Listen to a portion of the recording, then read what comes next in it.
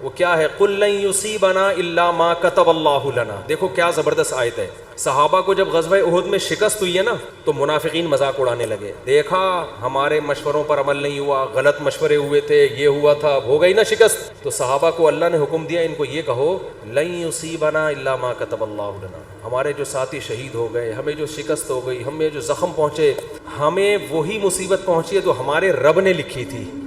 تو رب غلط چیز بولو نہیں لکھتا, تو رب نے لکھی تھی. اور ہمارے جب ہم اس کے حکم پر عمل کر رہے ہیں تو اچھا ہی لکھا ہوگا ہمارے لیے. ہوا مولانا, وہ ہمارا دوست ہے, وہ ہمارا دشمن نہیں ہے. دیکھو مصیبتیں سب کو آئیں گی, اللہ کو ماننے والوں کو بھی, اللہ کو نہ ماننے والوں کو بھی, دونوں کو آتی ہیں.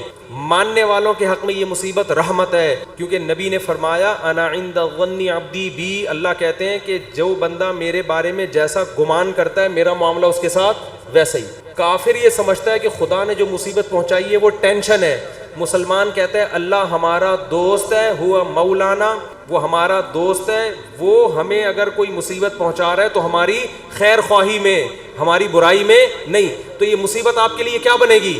رحمت بنے گی, یہ نعمت بنے گی اللہ کی طرف سے مصیبت, اس میں بھی خوشی ہوگی. تو اب صحابہ منافقین پریشان تو نہیں, یعنی وہ تو خوشیاں منا رہے تھے کہ بھائی اس میں کیا رحمت ہو سکتی ہے, یہ جو اتنے لوگ شہید ہو گئے, اتنے زخمی ہو گئے اور شکست ہو گئی, کافر خوش ہو کے چلا گیا اور یہ کہہ رہے ہیں کہ اللہ ہمارا دوست ہے, جو بھی مصیبت دے گا وہ ہمارے فائدے کے لیے. تو اس میں کیا فائدہ ہے؟ تو اللہ نے 3 فائدے قرآن میں گنائے. وَيَتَّخِذَ مِنْكُمْ شُهَدَاءَ, فرمایا سب سے پہلا فائدہ اللہ نے بہت سے لوگوں کو شہادت کے مرتبے پر پہنچا دیا.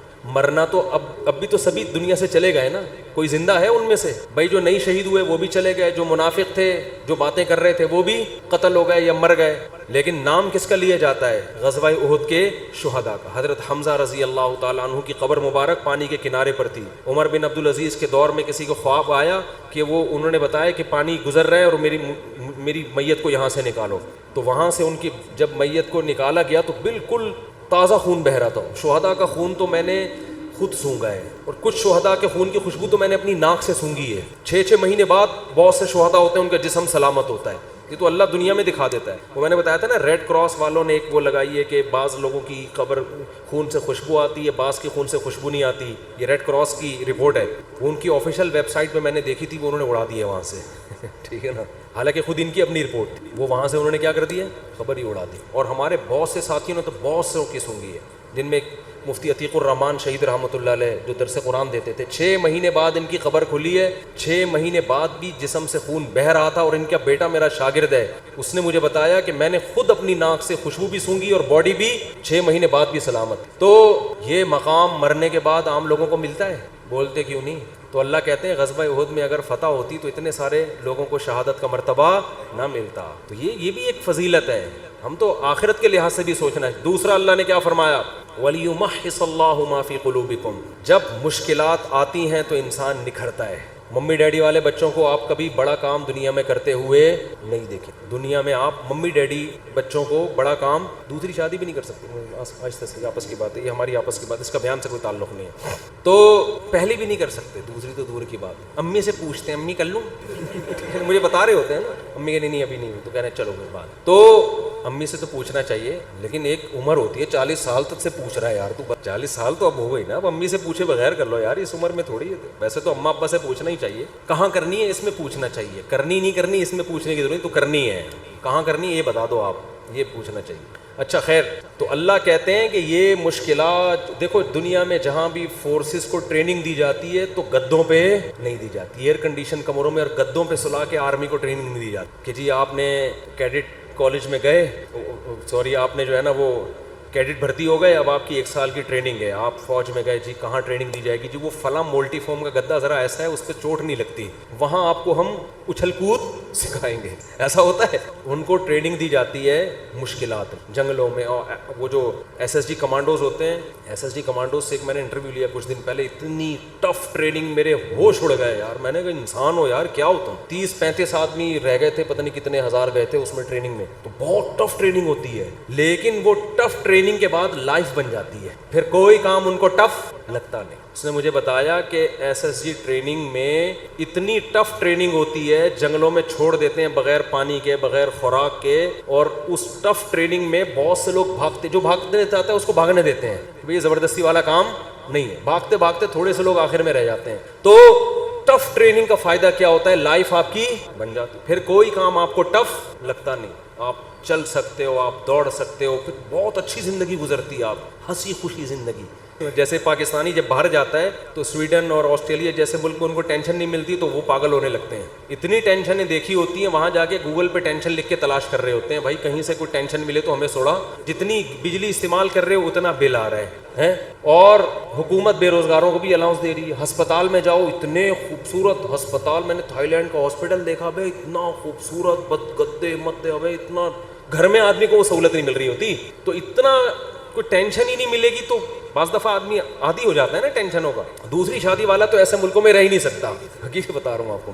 تو میں یہ عرض کر رہا تھا, قرآن نے کیا کہا کہ جو زخمی ہوئے اور یہ جو اتنا مسائل آئے, اس سے اللہ تمہارے دلوں کو کیا کر رہا ہے, نکھار پیدا. شاعر نے کہا ہے نا, آئینہ بنتا ہے رگڑے لاکھ جب کھاتا ہے دل, کچھ نہ پوچھو دل بڑی مشکل سے بن پاتا ہے دل. دل کو جب رگڑے لگتے ہیں نا, خواہشات کے خلاف چلتا ہے انسان, پھر دل کیا ہوتا ہے, چمکتا ہے. جس کی ہر خواہش پوری ہو اس کا دل مردہ ہو جاتا ہے. تبھی رمضان میں نور پیدا ہوتا ہے دل کے اندر. بھوکا پیاسا رہ کر کھانے پینے سے نور پیدا نہیں ہوتا, نحوست آتی ہے, ہر خواہش آپ کی پوری ہو رہی ہے. تو تیسری اللہ نے نعمت یہ بیان کی کہ منافق اور مخلص میں اللہ نے کیا کر دیا ہے, فرق. اگر ہمیشہ فتوحات ہوتی رہیں گی تو پتہ کیسے چلے گا اپنا کون ہے اور غیر کون, پھر تو بھیڑ چال ساری دنیا اکٹھی ہو جائے گی. اب اس پر ایک اشکال ہوتا ہے کہ اللہ تو خود بھی تو بتا سکتا ہے کہ منافق کون ہے اور نیک آدمی, اتنی ٹینشن میں تو نے ہم لوگ کو ڈال کے بتایا ہے. تو اللہ نے فرمایا وما کان اللہ لیطلعکم علی الغیب, اللہ کی عادت نہیں ہے کہ غیب کی خبریں تمہیں بتاتا رہے. اللہ نے دنیا کو دارالاسباب بنایا ہے, اسباب میں ڈالے گا تم نکھرو گے, اس سے پتہ چلے گا اپنا کون ہے اور غیر کون. اگر اللہ نہیں کرنا ہوتا تو سب کچھ اللہ ویسے ہی کر دیتا, اللہ تمہیں آزمائے بغیر تمہارے دل کو اچھا بنا دیتا, اللہ ویسی شہادت کا دنیا میں ہی ثواب دے دیتا سب کو, جو مرو گے شہید والا ہی ثواب ملے گا. بھئی یہ دنیا دارالاسباب ہے, پہلے اس پروسیس سے گزرو گے اس کے بعد رزلٹ. تو 3 فائدے اللہ نے قرآن میں بتا دیے, شکست کے باوجود کتنے فائدے ہوئے ہیں, 3. اور اللہ نے کہا کہ منافق جو تمہارا مذاق اڑا رہے ہیں ان سے کہو لن یصیبنا الا ما کتب اللہ لنا, ہمیں تو وہی مصیبت پہنچی ہے جو اللہ نے لکھ دی ہے, ہوا مولانا, وہ ہمارا دوست ہے. اور هل تربصون بنا الا احدى الحسنيين ونحن نتربص بكم, ہمیں تو ایک ہی, ہمیں تو کامیابی ہے, لیکن ہم جو تمہارے ساتھ انتظار کر رہے ہونے والا کیا ہے, جو ٹینشن تمہیں پہنچے گی وہ اللہ کی رحمت نہیں ہوگی. وہ کیا ہے, ان یصیبکم اللہ بعذاب من عنده او بایدینا, ہماری تلوار سے تمہیں عذاب ملے گا یا اللہ کی طرف سے جہنم میں. یعنی یا تو اللہ ہم سے تمہیں لڑوا کے تمہیں شکست دے کے تمہیں ذلیل کرے گا, رسوا کرے گا, یا آخرت میں اللہ تمہیں رسوا. تو بات سمجھ میں آ رہی ہے تقدیر کے عقیدے کا فائدہ کیا ہو رہا ہے. کام سے پہلے تو اسباب اختیار کرنے, کام ہونے کے بعد ما کتب اللہ لنا, جو مقدر میں تھا وہ, اس سے بڑا سکون ملتا ہے خدا کی قسم. اور جن کا تقدیر پر ایمان نہیں ہے نا, ساری زندگی کنفیوز, ساری زندگی. بہت سے لوگ ہم نے دیکھے کاروبار میں بہت مشورے کر لیے سب کچھ, اب کاروبار شروع کیا, یار پتہ نہیں یہ والا کرنا چاہیے تھا کہ بھی نہیں کرنا چاہیے تھا. ہماری ایک ریلیٹو خاتون تھی, انہوں نے اپنے بچے کو کون سے اسکول میں پڑھانا ہے 6 مہینے لگا دیے ان کی کھوپڑی میں, پھر اسکول میں ایڈمیشن کروایا تو ٹینشن, وہاں والا زیادہ اچھا تھا یہاں والا. یہ کنفیوژن اس کو ہوتی ہے جس کا تقدیر پر ایمان. بھئی آپ نے اسباب اختیار کر کے ایک فیصلہ کر لیا, فتوکل علی اللہ, کیا کرنا ہے اللہ پہ توکل. شادی بیاہ میں بہت ہوتا ہے یار, یہاں کرنی ہے کہ وہاں کرنی ہے کہ یہاں پھر جب ہو گئی, ابے یار وہاں کر لیتا تو, مجھے بتا بھی رہے تھے. یہ انسان کی فطرت ہے. ہم جب کالج میں پڑھتے تھے نا تو ہمارے ایک دوست تھے, ان کو پینٹیں خریدنے کا بہت شوق تھا, پہننے کا بھی خریدنے کا بھی. تو ہم ایس ایم سائنس کالج سے نکلتے, یہ بولٹن مارکیٹ میں نا پوری پینٹوں کی شرٹوں کی دکانیں ہیں. ان کے بچے اب تو ماشاءاللہ بیٹھے ہوئے ہیں, بیان میں کے بیٹھے ہوئے, ان کے ابا کی بات کر رہا ہوں. مکان رکھنا دنیا کی محبت نہیں ہے. بہت سے نیک لوگوں کے ذاتی مکان ہوتے ہیں, مکان نہ ہو اور ٹینشن لینا شروع کر دو, ڈپریشن میں جاؤ. یہ کیا ہے, دنیا کی محبت. پتہ ہے آپ کو میرا جنازہ اٹھنے والا ہے, تھوڑے دنوں میں مرنے والا ہوں, دیواروں اینٹوں سے دل نہ بہلاؤ. سلیمان علیہ السلام کے اتنے بڑے بڑے محلات تھے, دل نہیں اٹکا ہوا تھا, موت کے لیے ہر وقت تیار. اور آخرت اور دنیا کا ٹکراؤ ہوتا تو دنیا کو لات مار دیتے. بھائی جانا تو اللہ کے پاس ہے, اس دنیا سے اتنا دل لگاؤ جتنا یہاں رہنا ہے. سمجھتے کہ نہیں سمجھتے؟ ہمارے شیخ حضرت مفتی رشید احمد صاحب رحمہ اللہ کی لائف بڑی لگژری تھی. گاڑی ایسی خاندانی 20 دفعہ بیان میں بتا چکا ہوں. حضرت زمیندار بھی تھے, بہت آخری عمر میں بہت پیسہ آیا جب وراثت وغیرہ ملی تو حضرت جب گاڑی خریدنے گئے ہیں نا, اچھا حضرت کا بھی یہی نظریہ تھا کہ ذاتی مکان نہیں, گاڑی اچھی ہو, لباس اچھا ہو, خوراک اچھی ہو. ذاتی مکان تو پھر بچوں کے لیے آخر میں ایک فلیٹ لے لیا تھا انہوں نے, گھر والوں کے لیے اپنے, ورنہ زندگی انہوں نے ایسے ہی کرائے کے گھروں پہ اور مدرسے نے جو گھر رہنے کے لیے دیا ہوا تو اسی پہ گزارا, اپنا نہیں بنایا. کہا مسافر خانہ ہے, کیا بنا کرنا ہے. ہاں گاڑی اچھی ہو, کیونکہ گاڑی بھائی کرائے کے گھر یوز ہو رہا ہے نا, تو کرایہ دے کے یوز ہو رہا ہے. اب آپ 10 سال بھی کرایہ دیتے رہو تو وہ گھر کی قیمت وصول نہیں ہوتی, اور 10 سال کے بعد پھر وہ قیمت اور بھی بڑے مسائل ہیں.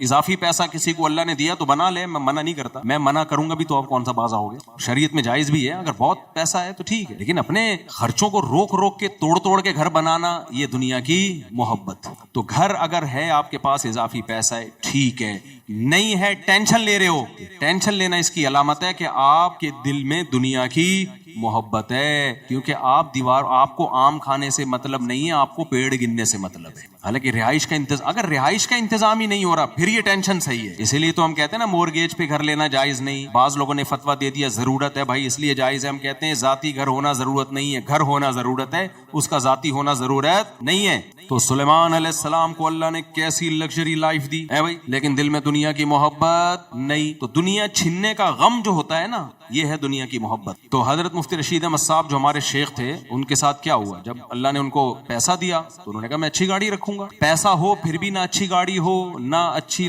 رہائش ہو آپ کی, یہ پھر دنیا سے بے رغبتی نہیں ہے, بلکہ یہ کیا ہے, کنجوسی. اٹ از کالڈ, بولو, کنجوسی. بہت سے لوگوں کے پاس پیسہ ہے, کم بختوں کو صحیح کپڑے پہننے کی توفیق نہیں ہوتی, کہتے ہیں ہم سادہ بہت ہیں اس لیے ناڑا لٹک رہے ہیں, سادہ بہت. ایسے غریب بنے ہوں گے, آدمی کا دل چاہتا ہے اس کو زکات دے. اور ہماری قوم بھی انہی ناٹک سے متاثر ہوتی ہے. وہ حضرت اتنے بڑے ہیں, پھٹ پٹی بائک پہ گھومتے ہیں. اگر واقعی حضرت جی کے پاس پیسے نہیں ہیں پھر تو ٹھیک ہے, اگر پیسے ہیں, یہ پھٹ پٹی بائک پہ گھومنا یہ کنجوسی ہے یا 2 نمبری ہے, دونوں میں سے ایک تو ہے. کنجوسی تو واضح ہے, 2 نمبری اس لیے کہ پھر لوگوں کو یہ شو کرنا کہ میں یا تو بہت بڑا بزرگ ہوں, یا میرے پاس پیسے ہی نہیں ہے, یا مجھے جو چندہ ملتا ہے میں بالکل خود استعمال نہیں کرتا.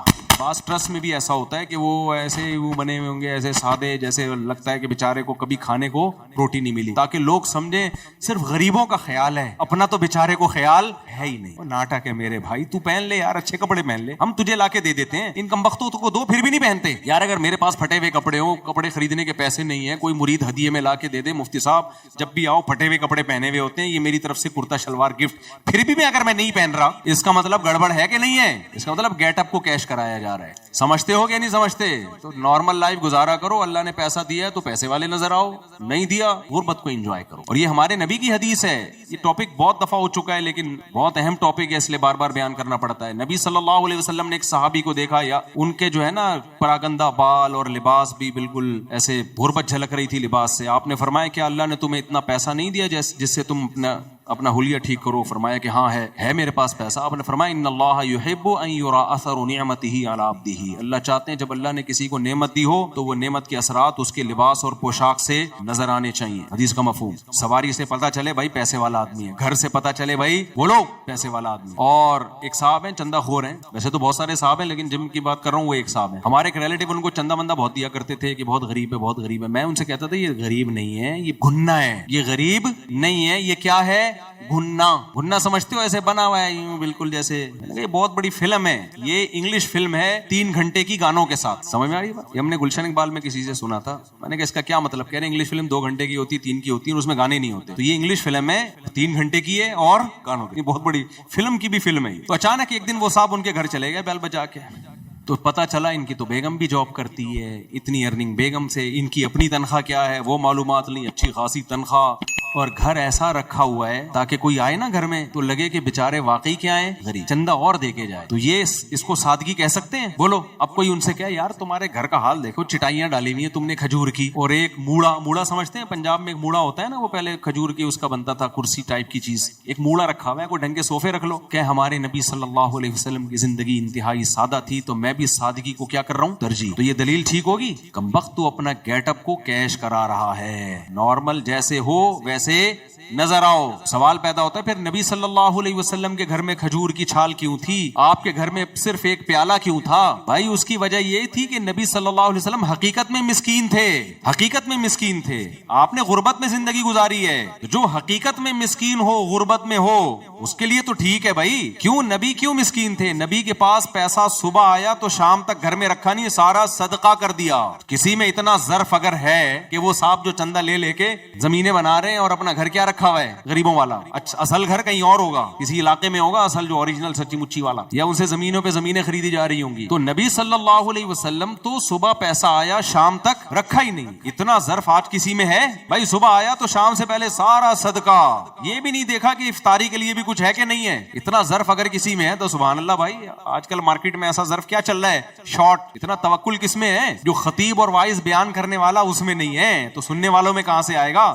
پیر صاحب میں نہیں ہے جو مریدوں کی اصلاح کر رہے ہوتے ہیں, اور اگر ان میں ہے بھی تو ان کے بیوی بچوں میں ہوگا. یہ آپ میں اتنا ظرف ہو گیا, کہیں سخاوت پہ تقریریں سن سن کے آپ نے کہا چلو یار نبی کے پاس تو صبح پیسہ آیا, مال غنیمت کا آ گیا یا کہیں ہدیہ آ گیا, تو جو ضرورت کا تھا استعمال کیا, باقی سارا کیا کر دیا؟ صدقہ. چلو آج سے میں بھی یہی لائف, اسی طرز حیات کو میں اختیار کروں گا. تو صبح پیسہ آیا, آپ بلکہ صبح بھی نہیں, بیان سن کے آپ گھر گئے, گھر کے سارے صوفے آپ نے کباڑ والے کو بیچے, برتن کچن سارا خالی کیا. ایک مٹی کا پیالہ, وہ ہمارے یہاں وہ گزرتا ہے مٹی والا نا, صبح صبح مٹکے بیچ رہا ہوتا ہے مٹی کے برتن, وہاں سے ایک وہ بھی زکات کا کہہ کے لے لیے اس سے, یا چلو پیسے دے کے لے لیے, وہ رکھا آپ نے. اسی میں چاول بھی کھا رہے ہو, اسی میں سوپ بھی پی رہے ہو. اول تو سوپ کے پیسے آئیں گے کہاں تمہارے پاس؟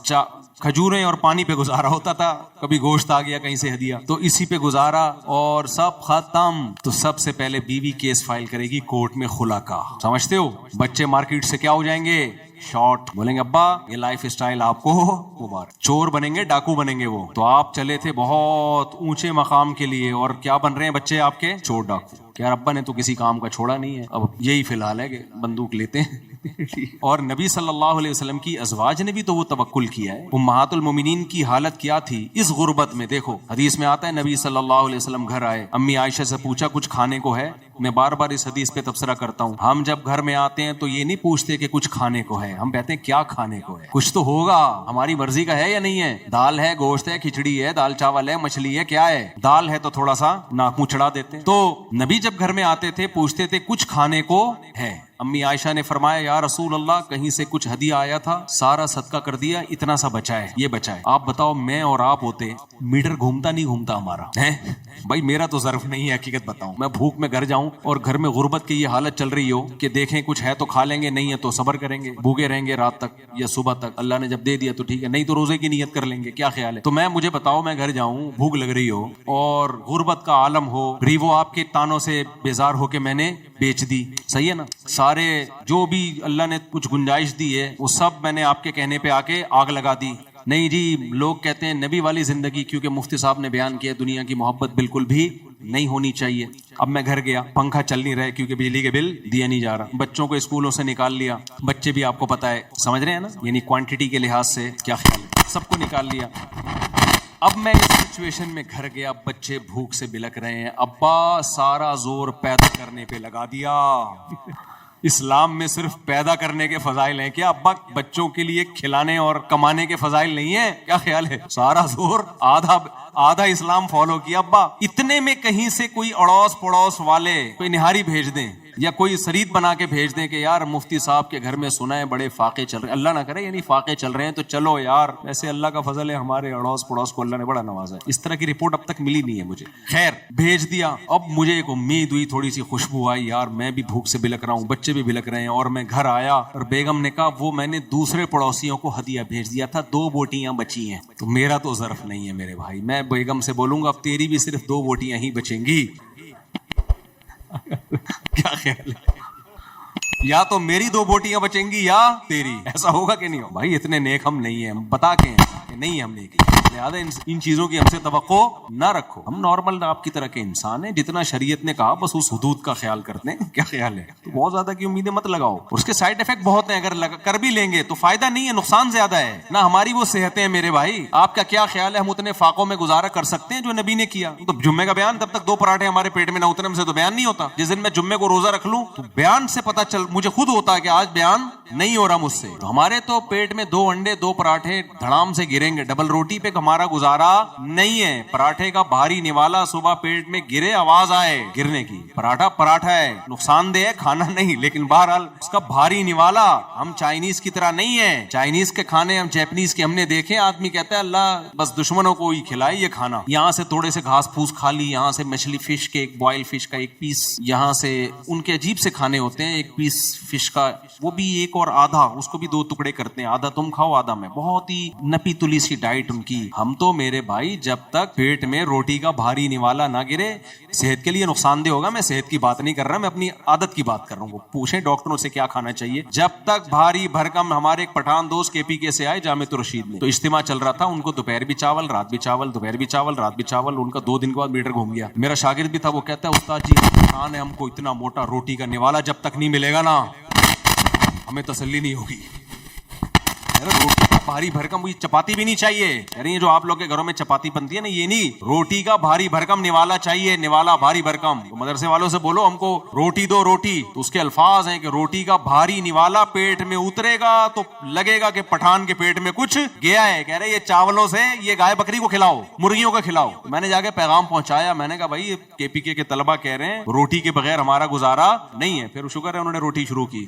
تو حقیقت ہے ہمارا بھی ایسا ہی ہے. روٹی اگر گندم کی ڈاکٹر کہتے ہیں نقصان دہ ہے تو جو کی کھا لو, لیکن روٹی کے بغیر تھوڑی گزارا ہے. کچھ لوگوں نے تو روٹی کی اتنی مخالفت شروع کر دی ہے کیٹو ڈائٹ کے نام سے, وہ بھی تھوڑا غلو مبالغہ معلوم ہوتا ہے. خیر میری فیلڈ نہیں, آپ وہ ڈاکٹروں سے پوچھیں. یہ تو کیا کہہ رہا تھا میں, تو ہمارے نبی صلی اللہ علیہ وسلم کا حوصلہ دیکھو بھائی, کہ آپ صلی اللہ علیہ وسلم 2 3 ٹائم کھانا نہیں کھا رہے. ہم یہ کر سکتے ہیں؟ ہم تو کمزور, میں کتنا ابھی یہ دیکھو آپ, اس سے زیادہ میرے پاس باریک ہونے کی مزید اسپیس, اب غائب ہی ہوں گا اگر مزید باریک ہوا. اب میں غائب ہونا شروع ہو جاؤں گا اگر میں مزید باریک ہوا. اس کے بعد ختم. کل بھی ایک صاحب ملے جو بہت ہی باریک تھے, بہت باریک یار. میں نے ان سے کہا آپ کچھ ویٹ بڑھاؤ. میں نے کہا اب آپ کے پاس مزید باریک ہونے کی اسپیس, اب غائب ہی ہو گیا. ایک تصور آئے گا شلوار پجامہ چلتا ہوا آ رہا ہے, کہیں گے کسی زمانے میں اس کے اندر ایک صاحب ہوا کرتے تھے, اب اسے صرف شلوار اور کرتا اور پجامہ رہ گیا ہے. بہت باریک تھے, کبھی آپ کو دکھاؤں گا, آپ بولو گے مصطفیٰ بالکل صحیح نقشہ کھینچا. اور وہ باریک بھی کیوں ہوئے ہیں, یہ میں بولوں گا کہ کیوں ہوئے تو پھر وہ سمجھ جائیں گے میری بات ہو رہی ہے, پھر یہ مناسب نہیں ہے. خوشبو لگا کہ اکیلے میں آئے تو بتاؤں. کچھ ٹاپک ملک کے ایسے چل رہے ہیں, وہ سیاست میں بہت زیادہ پڑ گئے. اب سیاست میں وہ کس کو فیور کر رہے ہیں یہ نہیں بتاؤں گا میں, تاکہ کسی کا راز فاش نہ ہو, لیکن ان کے باریک ہونے کی وجہ کیا ہے, وہ جو سیاسی مسائل چل رہے ہیں نا, JUI PTI شہباز شریف اسٹیبلشمنٹ, تو وہ اتنا زیادہ, وہ ایسا تو فلانا ایسا, تو پھر بالآخر گھوم پھر کے امام مہدی اور دجال آنے والا ہے بس. تو وہ نا یہ ٹک ٹاک دیکھ کے اور یہ خبریں سن کے ڈپریشن میں جا کے کیا ہو گئے. میں نے کہا بھائی اپنی صحت کا خیال کرو اللہ کے بندے, آپ کے سوچنے سے ملک ٹھیک نہیں ہوگا. ملک انسانوں کے لیے بنتے ہیں نہ, تو اگر ہم اپنا ہی بیڑا غرق کرنا شروع کر دیں تو ملک کے ٹھیک ہونے کا ہمیں فائدہ کیا ہوا. پھر ایسا زیادہ ڈپریشن میں نے کہا چھوڑ دو, میڈیا دیکھنا چھوڑ دو, سوشل میڈیا پہ آنا چھوڑ دو, صحتیں برباد ہو گئی بھائی. اچھا خیر کیا بات کر رہا تھا میں, تو ہمارے نبی صلی اللہ علیہ وسلم کا یہ ظرف, تو ہماری تو بھائی صحتیں بھی ایسی نہیں ہیں. نمبر 2, اگر ہم افورڈ کر بھی لیں تو گھر والے وہ توکل نہیں کریں گے, اس کے سائیڈ افیکٹ بہت ہوں گے, طلاقیں ہوں گی, بچے باغی ہوں گے. تو ہمارے نبی کا تو گھرانہ بھی سید تھا بھائی, ان میں سب میں توکل تھا. سیدہ فاطمہ رضی اللہ تعالی عنہا نبی کی خدمت میں آئیں کہ چکی پیس کے ہاتھوں میں کیا پڑ گئے ہیں, کھڈے. کوئی ملازم دے دیں, کوئی غلام دے دیں, کوئی باندی دے دیں, خدمت کرے. آپ نے فرمایا غلام اور باندی سے اچھا تمہیں عمل نہ بتاؤں. سیدہ فاطمہ نے فرمایا ضرور. فرمایا ہر نماز کے بعد 33 دفعہ سبحان اللہ, 33 دفعہ الحمدللہ, 34 دفعہ اللہ اکبر. یہ غلام اور باندی سے بہتر ہے. مطلب غلام باندی نہیں ملے گا, کوئی خادم گھر میں نہیں. اپنی بیٹی کے لیے یہ توکل, تو بیٹی بھی اللہ پہ اعتماد والی تھی, چلی گئی. داماد بھی اللہ پہ اعتماد والے, سیدنا علی, وہ بھی خاموش. تو ایسا گھرانہ بھائی اگر کسی کو ہو, ہمارا تو سسرال اس ٹائپ کا نہیں ہے, اور ہم جن کے سسرال ہیں ہم بھی ایسے نہیں ہیں بھائی. اگر ہماری بچی کے لیے کوئی یہ کہے کہ کوئی بھی خادم نہیں, کچھ بھی نہیں, اور ہاتھوں میں گڈھے پڑ جائیں تو ہم برداشت کر لیں گے, آپ بھی نہیں, کوئی بھی نہیں کرے گا برداشت. تو اس لیے جو جتنا افورڈ کر سکتے ہو نا. وہ ایک مزاحیہ کلپ نظر سے گزرا, ایک آدمی کو عادت پڑ گئی تھی دوسرے کی بیویوں کو اپنی بیوی بھولے سے کہتا تھا اور گھر میں گھس جاتا تھا, تو کئی دفعہ پٹا. تو اور سرٹیفکیٹ لے کے گھوم رہا تھا کہ مجھے بھولنے کی بیماری ہے, تاکہ پٹوں نا تو بتا سکوں کہ بھائی میں, مجھے بھولنے کی کیا ہے بیماری. تو کسی نے کہا کبھی بھولے سے اپنی بیوی کو بہن بولا ہے؟ تو کہتے ہیں ہم اتنا بھولتے ہیں جتنا افورڈ کر سکیں, ہم اتنا بھولتے ہیں جتنا افورڈ کر سکے. یہ جو شراب پی کے طلاقیں دیتے ہیں نا, تو طلاق واقع ہو جاتی ہے خود اگر شراب پیو, اس کے واقع نہ ہونے کی کوئی شریعت میں دلیل موجود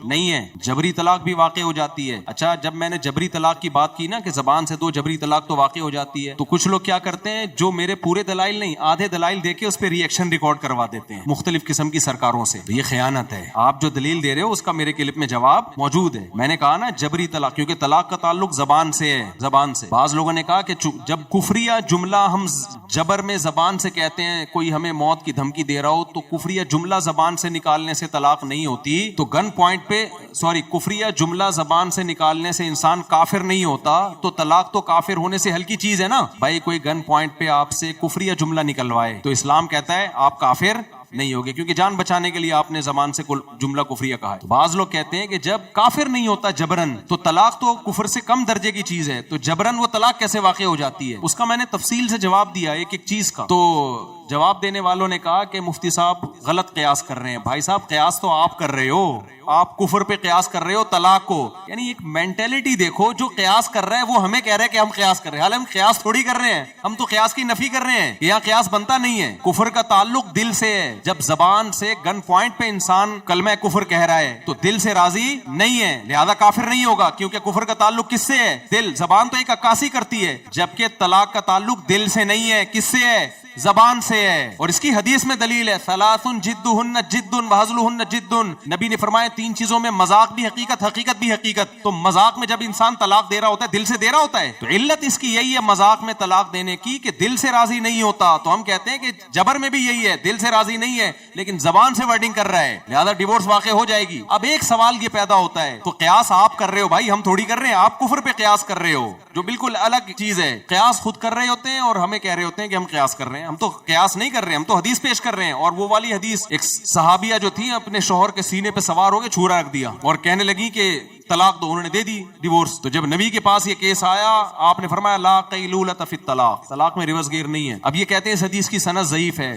اس کا بھی میں نے جواب دیا تھا کہ آپ کے کہنے سے تھوڑی ضعیف ہو جائے گی. تو سند کی پوری بحث میرے فتوے میں موجود ہے. بہرحال آپ بتاؤ کہ کیوں ضعیف ہے, تو میں پھر اس کا جواب دوں گا. اور یہ بالفرض یہ حدیث ضعیف بھی ہو, تو ثلاث جدہن جد اور ہزلہن جد والی حدیث تو بالکل صحیح ہے. تو اس سے صاف پتہ چلتا ہے طلاق کا تعلق دل کی نیت سے نہیں ہے. ہاں یہ سوال پیدا ہوتا ہے کہ جبرن جب کوئی گن پوائنٹ پہ طلاق دے رہا ہے بیوی کو زبان سے, تو بیوی کا کیا قصور ہے اس میں. تو طلاق ویسے ہی کوئی بیٹھے بیٹھے دے دے تو بیوی کا کوئی قصور ہوتا ہے. تو اس میں شریعت نے بیوی کے قصور ہونے وار ہونے یا نہ ہونے پر حکم کا مدار نہیں رکھا. تو آپ تو قیاس در قیاس کرتے چلے جا رہے ہو. نصوص جو شریعت کی نصوص ہیں ان کے مقابلے میں قیاس حجت نہیں ہے. یہاں بعض لوگ یہ سوال کرتے ہیں اس طرح, تو پھر جو چاہے جس کو چاہے طلاقیں نکلواتا چلا جائے. اس کا جواب یہ ہے کہ ہو رہا ہے ایسے ہیں, جو چاہے جس کو چاہے کیوں نکلوائے گا بھائی. یہ کام تو ڈاکو لوگ کرتے ہیں. تو ڈاکو جان سے بھی مار دیتے ہیں, ڈاکو آپ کا پیسہ بھی لوٹ لیتے ہیں, ڈاکو طلاق کو بھی دلوا دیتے ہیں. تو جب باقی ڈاکوؤں کے سارے ظلم ہیں تو یہ بھی ظلم ہے. ہاں اس میں یہ ضرور ہے کہ 3 طلاقیں اگر کوئی گن پوائنٹ پہ دے دیتا ہے تو گناہگار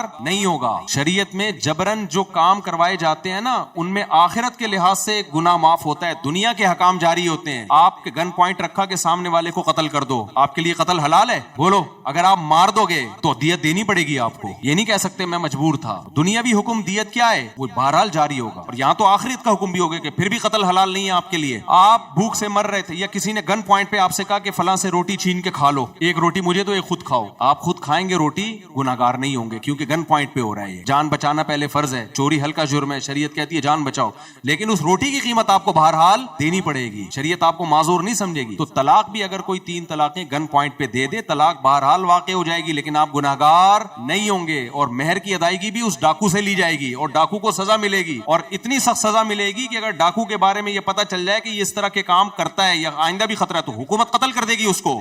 اور دوسری بات ہے کہ یہ بھی ہے کہ اس میں عورت کا فائدہ بھی ہے جبری طلاق کو واقع کرنے میں, کیونکہ جبری طلاقیں اکثر وہاں مانگی جاتی ہیں جہاں مرد ظلم کر رہا ہوتا ہے. مرد اگر ظلم نہ کر رہا ہو تو کسی کا دماغ خراب نہیں ہے جبرن طلاق دلوائے. آج کل عدالتی خلا کا جو حال ہے, شریعت کا کہاں خیال کرتی ہیں خلا عدالتیں, تو یہ بیچاری مجبور اور لاچار عورتیں کہاں جائیں. تو ان کا یہی حل ہے کہ گنڈے بدماشوں کو پیسے دیے جائیں. اور ایسے کیس ہمارے سامنے آئے ہیں, مرد ظلم کر رہا ہے, مار رہا ہے, پیٹ رہا ہے عورت کو, اور کورٹ میں جب کیس جاتا ہے تو کورٹ شریعت کا خیال نہیں کر رہی, کورٹ نہ ثبوت مانگ رہی ہے. بہت سارے مسائل ہوتے ہیں بھائی, اور کچھ مار پیٹ تو ایسے تو گواہی نہیں ہوتے اس کے اوپر. وہ رشتے داروں کو پتا ہوتا ہے. اب گواہوں کے بغیر اگر کورٹ فیصلہ کر دے گی تو کورٹ کا فیصلہ نافذ نہیں ہوگا, کیونکہ اس کا امکان ہے کہ عورت جھوٹ بول رہی ہے. لیکن اب رشتے داروں کو پتا ہے کہ سچ بول رہی ہے, اس کے گھر کے اندر بڑے مسائل چل رہے ہیں, اس پہ ظلم ہو رہا ہے, لیکن وہ ظلم ہم کورٹ میں ثابت نہیں کر سکتے, تو آپ کے پاس صرف ایک راستہ رہ جاتا ہے کہ مار پیٹ کے طلاق دلواؤ. تو اس میں بہت ساری مظلوم عورتوں کا فائدہ ہے.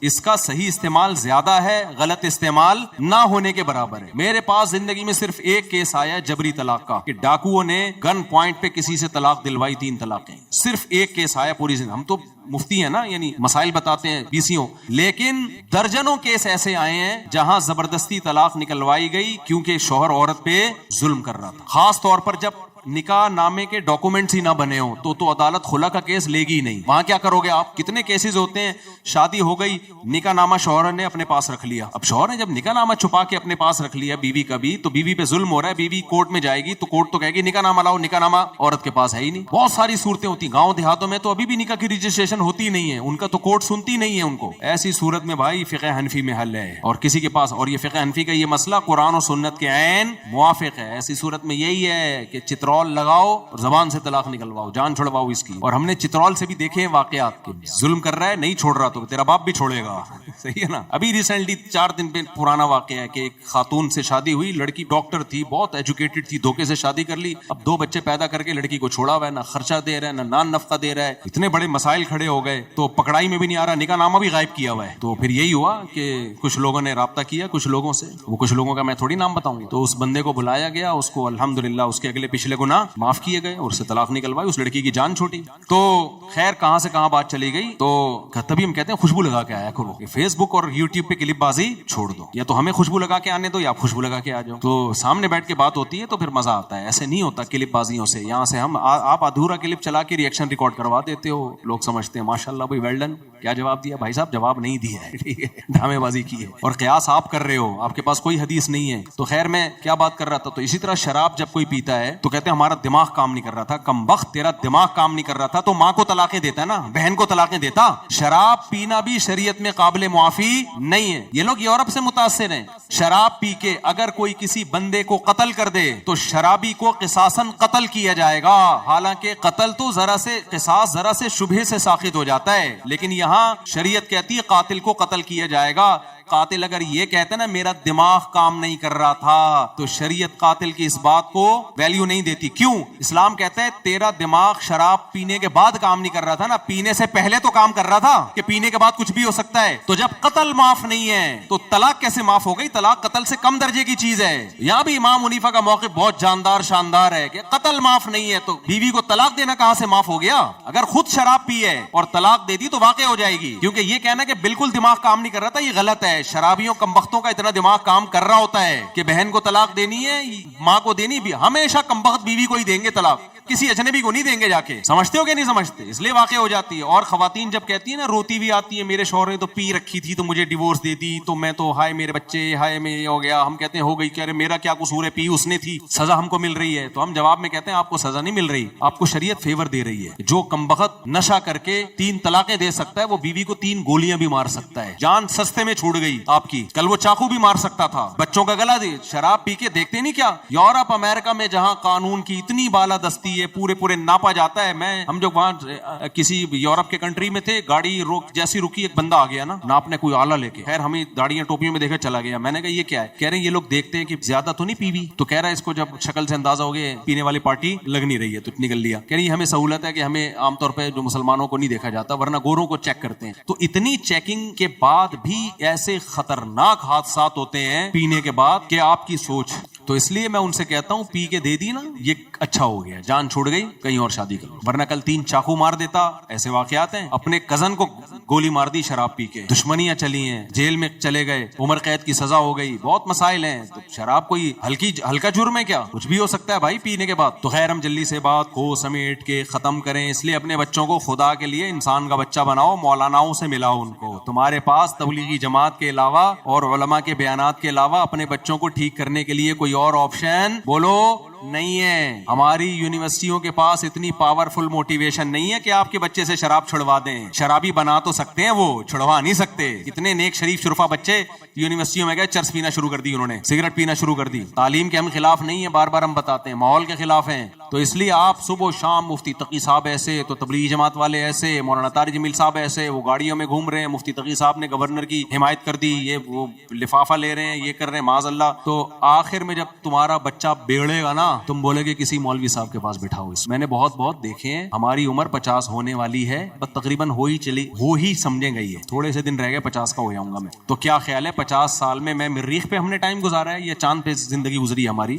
اسی میں اسی آپ لوگوں میں ہی گزری ہے. تو اور رپورٹیں ہمارے پاس آپ سے زیادہ, کیونکہ ہمارا پبلک میں اٹھنا بیٹھنا اور ہر طرح کے لوگوں میں اٹھنا بیٹھنا. ہم اگر گورنر کے ساتھ بیٹھیں تو نیگیٹو کمنٹ یہ دیکھو حکمرانوں کی چاپلوسی کرنے والے, جب رکشے والوں کے ساتھ بیٹھتے ہیں تو پھر یہ نہیں آتا کہ دیکھو غریبوں کے ساتھ بیٹھنے والے. بھائی ہر طرح کے لوگوں کے ساتھ بیٹھتے ہیں. تو اب مجھے ایک بات بتاؤ, ہم پبلک میں رہتے بھی ہیں الحمدللہ, پبلک کے حالات بھی ہمیں معلوم ہیں, تو رپورٹیں کم ہوں گی یا زیادہ ہوں گی؟ ہمارے پاس زیادہ ہوں گی. تو میں آپ سے عرض کر رہا ہوں کہ آپ علماء کو برا بلا مت کہو, کیونکہ آپ کے کہنے سے آپ کے بچوں کے دل سے علماء کا احترام نکل جائے, اور ایک دفعہ جب احترام نکلا نا تو آپ کے پاس اپنے بچوں کو انسان کا بچہ بنانے کے لیے تمام تر آپشن ختم. ابھی پرسوں پٹیل ہاسپٹل کسی کام سے جانا ہوا تو ایک صاحب ملے, میں ڈپریشن کا مریض تھا, کہنے لگے آپ کے بیان سن کے ڈپریشن میری ختم. ایسے تو 20 کیس ہیں, تو ڈپریشن کے پیشنٹ بھی مولویوں کے محتاج ہو گئے ہیں.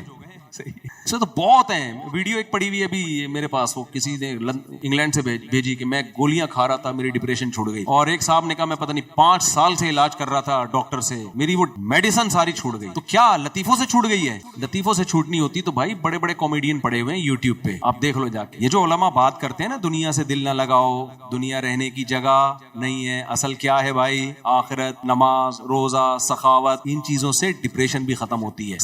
صبر کی جو ٹیبلٹ اللہ نے قرآن میں دی ہے, الذین اذا اصابتہم مصیبہ, اللہ فرماتے ہیں جب ان کو کوئی مصیبت پہنچتی ہے تو کیا کہتے ہیں؟ انا للہ و انا الیہ راجعون, ہم اللہ کے غلام ہیں اور ہم نے لوٹ کے کس کی طرف جانا ہے؟ اللہ کی طرف. یہ ٹیبلٹ, یہ میڈیسن نفسیاتی ڈاکٹر کے پاس, جو نفسیات کا علاج کرنے والے ڈاکٹر ہیں, نفسیاتی تو وہ ڈاکٹر ہی نفسیاتی ہو گیا نا, جو نفسیات کا علاج کرنے والے ڈاکٹر ہیں ان کے پاس نہیں ہے. ایک امریکہ سے ایک خاتون تھی, انہوں نے بتایا کہ میرے گھر والے حیران ہیں کہ تو 5 سال سے میڈیسن لے رہی ہے تو چھوٹی کیسے یہ تیری ڈپریشن, چھوٹی کیسے؟ وہ مان نہیں رہے, ڈاکٹر نہیں مان رہے. تو کہتے ہیں ہم نے بتایا, مولانا صاحب کے بیان سنتی تھی, مفتی صاحب. تو میرا کمال نہیں ہے میرے بھائی, ہمارا جو بھی علماء سے تعلق رکھے گا, ہم تو ویسے ہی نالائق قسم کے مولانا ہیں. جو صحیح مولاناؤں سے تعلق رکھے گا وہ تو ڈپریشن کا ڈاکٹر بن جائے گا, علاج کرانے کا. صحیح ہے نا, ہم تو نالائق لوگوں سے یہ حال ہو رہا ہے. تو آپ کے پاس میں بتا رہا تھا اتنے واقعات ہیں کہ اگر آپ نے علماء کو برا بل, دیکھو 100% صحیح دنیا میں کوئی بھی نہیں ہوتا, یہ ذہن میں رکھو. کسی سے عقیدت کا مطلب ہی نہیں کہ امام مہدی ہے, یہ ایسا تو کوئی بھی نہیں بچے گا بھائی. سب آپ جیسے ہی ہیں اور آپ ہمارے جیسے ہیں, سب ایک جیسے ہی ہیں. تھوڑا کوئی پڑھ لکھ تھوڑا زیادہ جاتا ہے, 2 بول اس کو زیادہ اچھا, 2-4 نمازیں زیادہ پڑھ لے گا تو. لیکن بات علماء کی ہو رہی ہے. اگر آپ اس طرح سے علماء کے خلاف باتیں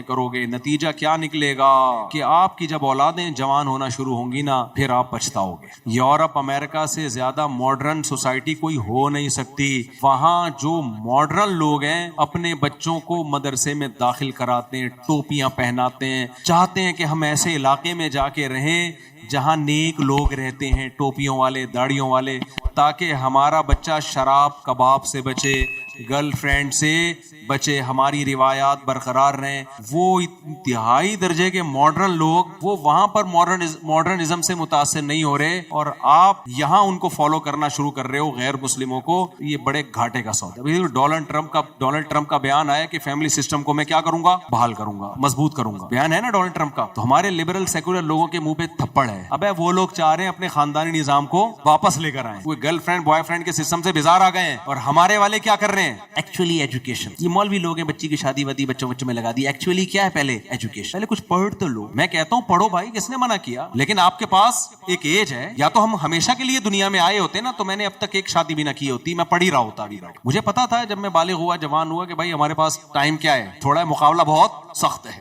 ٹائم بہت تھوڑا ہے, جوانی کے تھوڑے دن ہے, مقابلہ کیا ہے, شادی بھی کرنی ہے, اتنی بھی کرنی ہے, اور اتنے بچے بھی ہوں گے, اور بچوں کو بڑا بھی کرنا ہے, پھر بچوں کو پڑھانا بھی ہے, مقابلہ, اور پھر کمانا بھی ہے, دین کی خدمت بھی کرنی ہے. سارے کام ہی ایک ساتھ ہوں گے. یہ نہیں ہوگا کہ پہلے یہ پھر وہ. اتنا ٹائم اللہ نے نوح علیہ السلام کے علاوہ کسی کو بھی نہیں دی, جبکہ انہوں نے بھی سارے کام ایک ساتھ کیے. ہم اگر 950 سال 1000 سال کے لیے آتے تو میں کہتے ایکچولی پہلے میں کیا کروں گا؟ میں پڑھائی. پھر میرا 10 سال کا تجربہ ہوگا پڑھائی کا, اور افتاء کا, فن افتاء جو ہم نے مفتی بنے. پھر میں بزنس کو فوکس کروں گا. پھر جب میری اتنی انکم ہو جائے گی تو پھر میری پہلی شادی ہوگی.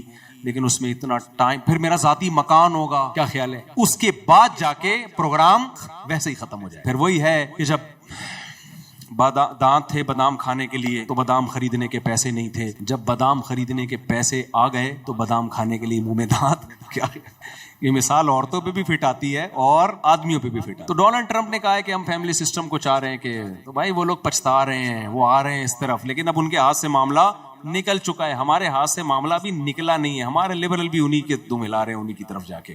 تو میں وہ جلدی سے مثال دے کے بیان ختم کرتا ہوں میرے بھائی. تو ہوتا کیا ہے کہ جب لبرل سیکولر لوگ جو ساری زندگی علماء کو برا بلا کہتے ہیں، جب ان کے بچے بگڑتے ہیں نا، ہم نے بڑے بڑوں کو دیکھا ہے، مفتی صاحب ہمارے بچے کو رائیونڈ لے جاؤ اجتماع میں اپنے ساتھ. میں کہتا ہوں میں تو شادیوں والا ہوں، مشہور ہوں، ارے بھلے 4 شادیاں کرا دو، ہمیں انسان کا بچہ بنا دو. میں ماں باپ کو بتاتا ہوں میرے پاس مت بٹھاؤ، بگڑے گا. میں بتاتا ہوں شروع میں تو کہتے ہیں بگڑے گا، لیکن اب کہتے ہیں بگاڑو اس کو، ہم تو چاہ رہے ہیں یہ والا بگڑا ہوا ہمیں چاہیے بگڑا ہوا ہمیں. پھر تم جاؤ گے تبلیغ میں، تمہارے پاس کوئی آپشن نہیں ہے. آپ کو پتا ہے انسان کا بچہ بنے گا، تمیز سے بات کرنا سیکھے گا، احترام سیکھے گا. مفتی صاحب اس کو اپنے ساتھ بٹھایا کرو. ایسے بہت سے لوگ آئے ہیں، مفتی صاحب بس یہ بچہ میں نے آپ کو دے دیا، خرچہ ہمارا ہوگا، رہے گا کس کے ساتھ؟ آپ کے ساتھ. میں کہتا ہوں میں اپنے بچے پالوں یا پورے، میں بیان میں بٹھا دیا نہیں، وہ سب بیان سے نہیں، پورا یہ رکھ لو. جب یہ انسان کا بچہ بن جائے نا، اس میں مسالہ لگاؤ، ٹھیک ہے نا، انسانوں والا مسالہ لگاؤ، انسان بن جائے تو ہمیں پارسل کر دینا. تو اس لیے میرے بھائی علماء کو برا بلا مت کہو. تمہارے پاس اسلام کے علاوہ اپنے بچوں کو انسان کا بچہ بنانے کے لیے کوئی آپشن نہیں ہے، اور اسلام علماء ہی سکھاتے ہیں. ٹھیک ہے، اس میں 2 نمبر بھی ہوتے ہیں تو 1 نمبر بھی، سارے تھوڑی غلط ہو سکتے ہیں. اور جو 1 نمبر ہے اس کا مطلب یہ نہیں کہ ان سے کوئی غلطی نہیں ہو سکتی. انسان تو پہلے ہے نا، وہ عالم مفتی بعد میں. تو خیر غالب ہے سعید ابن مسیب بہت بڑے تابعی ہیں. بعض علماء کی رائے ہے کہ تابعین میں سب سے بڑا مقام حضرت سعید ابن مسیب کا ہے رحمہ اللہ تعالی. وہ کہتے ہیں کہ میں نے انسانوں میں جب غور کیا نا، پہلے میں نے اچھے انسانوں کو دیکھا جو اچھے اعمال کرتے ہیں. جب میں ڈیپ میں گیا تو ہر اچھے انسان میں کوئی نہ کوئی خامی مجھے نظر آئی. پھر کہتے ہیں میں نے برے لوگوں کو دیکھا، چور اچکے ڈاکو شرابی کبابی. جب میں ان کی ڈیپ میں گیا تو دیکھا ہر برے میں کوئی نہ کوئی خوبی ہے. بہت اہم ملفوظ ہے، اس کو اچھی طرح ذہن میں بٹھائیں. کہتے ہیں میں نے کہا انسان تو 2 ہی طرح کے ہیں، اللہ نے پیدا کیے یا تو اچھے یا برے. تو اگر اچھوں کی کسی خامی کی وجہ سے ہم ان کو اچھا سمجھنا چھوڑ دیں تو پھر دنیا میں کوئی بھی اچھا نہیں ہے. اور اگر بروں کی کسی خوبی کی وجہ سے ہم اچھا سمجھنا، بروں کو اچھا سمجھنا شروع کر دیں، اس کا مطلب دنیا میں کوئی برا ہے ہی نہیں. جبکہ شریعت نے بتایا خیر شر ہمیشہ ساتھ چلیں گے، اچھے برے ہمیشہ رہیں گے. نہ ایسا ہو سکتا ہے کہ برے مارکیٹ سے شارٹ ہو جائیں، نہ ایسا ہو سکتا ہے کہ اچھے مارکیٹ سے شارٹ ہو جائیں. تو کہا پھر میں نے کہا یہ ہمارا جو کرائیٹیریا ہم نے بنایا ہوا ہے نا، کہ اچھے کا مطلب ہو جس میں کوئی برائی نہ ہو، اور برے کا مطلب ہو جس میں کوئی اچھائی نہ ہو، یہ معیار ہی غلط ہے. معیار یہ ہے کہ جس کی خوبیاں زیادہ ہیں، تھوڑی بہت خامیاں ہیں، تو ان تھوڑی بہت خامیوں کو اگنور کیا جائے گا، اور اس کو کیا کہا جائے گا؟ بندہ اچھا ہے یار، بندہ نائس ہے، ہاں تھوڑی بہت 2-4 غلطیاں ہو جاتی ہیں. اس دن بیان دے دیا تھا عمران خان کے خلاف یا اس کے حق میں، یار اس میں ہم اختلاف کرتے ہیں. اس دن مولانا فضل الرحمان کے فیور میں بیان دے دیا تھا یا ان کے خلاف دے دیا، یار ان کی ذاتی رائے. یہاں مسجد صاحب سے کیا ہوئی ہے؟ فیور یا مخالفت، جو بھی آپ اب اس کو اپنے لحاظ سے فٹ کر دینا، ٹھیک ہے نا. یا اس دن فلانے کے خلاف بول دیا تھا، ڈمکانے کے خلاف بول دیا، یا اس دن یہ ان سے عمل غلط ہو گیا تھا، کچھ بھی. تو کوئی بھی دنیا میں ایسا اچھا نہیں. تو میں کہہ رہا ہوں مفتی تقی صاحب کی بات پر اگر آپ کو اختلاف ہے نا کہ وہ گورنر کی حمایت کر دی، تو آپ بولو بھائی بڑے عالم ہیں، اچھے عالم ہیں، ہماری رائے میں ان سے کیا ہو گئی ہے اس دفعہ سیاسی غلطی، حالانکہ ہوئی نہیں ہے، لیکن چلو بول لو غلطی ہو، ختم. اس پہ یار اتنا لان تان. تو اچھے کا معیار یہ خوبیاں کیا ہو میرے بھائی؟ زیادہ ہوں. تھوڑی بہت خامیوں کو کیا کیا جائے گا؟ نظر انداز. چلو یار جانے. اور اگر خامیاں زیادہ ہیں تو 2-4 اچھائیوں سے کوئی اچھا نہیں بن جاتا. کچھ لوگوں میں یہ بھی ہیضہ ہو جاتا ہے ہر ایک کو اچھا ہی کہنا ہے. بندے مار دیے، چور ہے، ڈاکو ہے، دنیا کا بیڑا غرق کر دیا، ایک دن چائے پلا دی آپ کو بس اپنے خرچے پہ، آپ کہہ رہے ہو یار بندہ حاتم طائی کی قبر پہ لات مار دی، میں گیا مجھے اتنی رسپیکٹ دی. اس نے رسپیکٹ دی تو بندہ کر کیا رہا ہے؟ کتنے انسانوں کے قتل سے اس کے ہاتھ رنگین ہو چکے ہیں، کتنی کرپشن،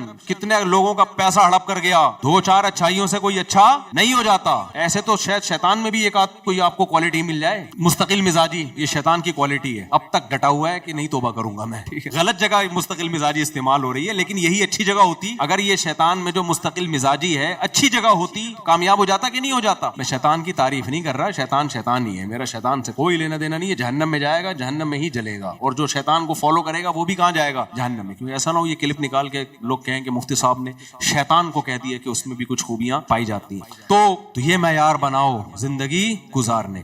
رشتوں ناتوں میں بھی یہی معیار ہونا چاہیے. عورت اپنے شوہر کے بارے میں دیکھے, بھائی اس میں اتنی خوبیاں ہیں, نان نفقہ اٹھاتا ہے اور تمیز سے بات کرتا ہے, ٹائم میں تھوڑا بہت اونچ نیچ ہو جاتی ہے تو چلو یار جانے دو, یا ٹائم پابندی سے دیتا ہے, نان نفقے میں تھوڑی اونچ نیچ تو بھائی جانے دو. مرد کو بھی چاہیے عورت کے بارے میں سوچے کہ یار ساری خوبیاں, ایک آدھ خامی برداشت کرو یار. ساس کے بارے میں بہو کو چاہیے ساس کے بارے میں سوچے. تو میرے بھائی اچھا گمان رکھنا سیکھو تاکہ زبان خراب نہ ہو, اور زبان ایک دفعہ خراب ہو جائے تو واپس ٹھیک نہیں ہوتی. جن لوگوں کی زبان پہ گالیاں چڑھ جائیں نا ایک دفعہ, وہ فلانا ہے, وہ یوں ہے, تو میں نے دیکھا ہے کہ چرس چھوڑنا آسان ہے, گالیاں چھوڑنا آسان نہیں. ایک دفعہ جن کی زبان پہ گالیاں آ جائیں نا, گندی زبان ہو جائے, وہ چرس چھوڑ دے گا, گالیاں نہیں چھوڑے گا. پھر ایسے لوگوں کو میں بتاتا ہوں, جب بھی ایک دفعہ زبان سے گالی نکلے اتنے پیسے صدقہ کرو, تو شاید 1-2 سال 10-15 سال میں جا کے, ورنہ وہ قبر میں جا کے بھی گالیاں دے گا, وہ بیت اللہ میں جا کے بھی گالیاں دے رہے ہوتے ہیں. بہت خطرناک کام ہو جاتا ہے. تو اللہ تعالی ہمیں انسان کا بچہ بننے کی توفیق عطا فرمائے, اور علماء کی قدر کی توفیق عطا فرمائے کہ جب آپ کے بچے بگڑیں گے تو آپ نے آنا